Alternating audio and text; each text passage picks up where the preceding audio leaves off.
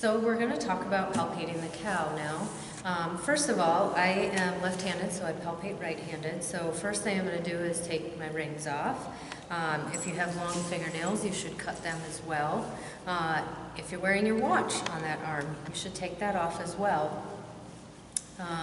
For the model, we use baby powder so that it's not so sticky. So you can put that on, and I have a sleeve on, so I'm not going to do my whole arm.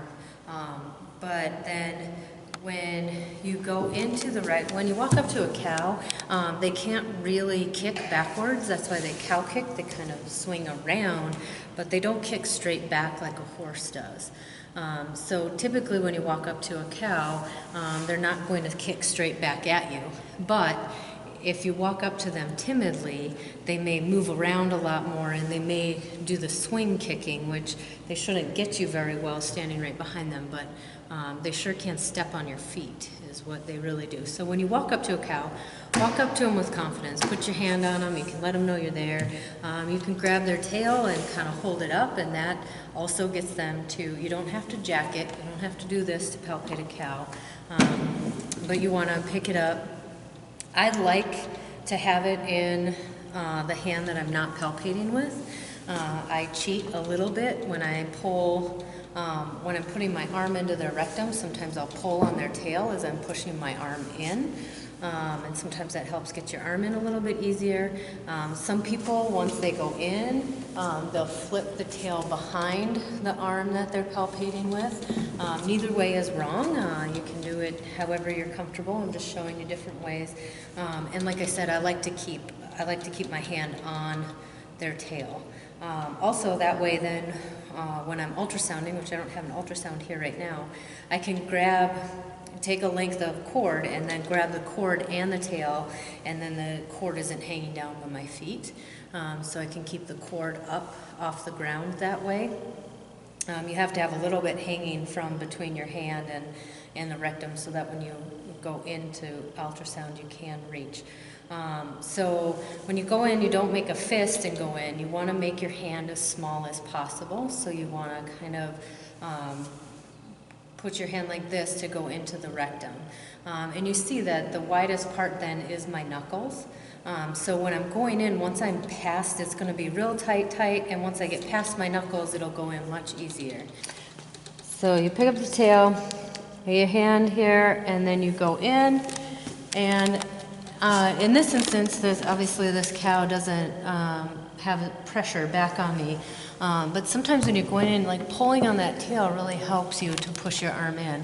And the other trick is to keep your body straight and use your body to push your arm in.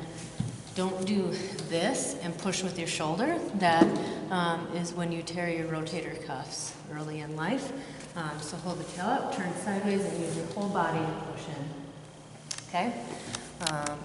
So once you're in, it's going to feel very warm and wet and mushy like oatmeal. And so you'll be going in here and like, oh my gosh, it just feels like my hand's in this pot of oatmeal. What you need to do is flatten your hand and push down.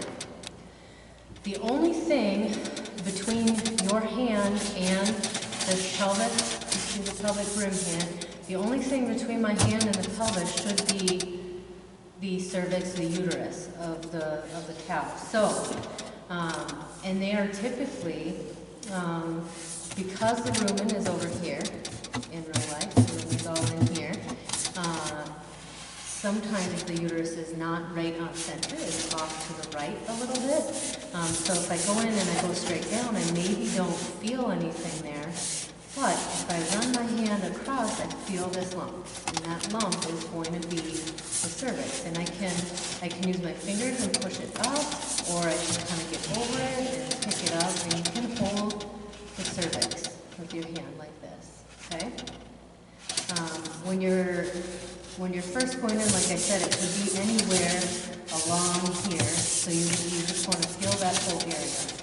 Now, in our Jersey cows, it's not going to be as big as it is in this model. Their cervix is quite small. It's like probably about the size of my pointer finger, so, so it's maybe just a small little lip that you feel. But if you find the cervix, that is always your homing pigeon, right? That's how you find where you are. If you get lost in here and you don't know what's going on, come back, find the cervix, and you are home again, and you can go from there.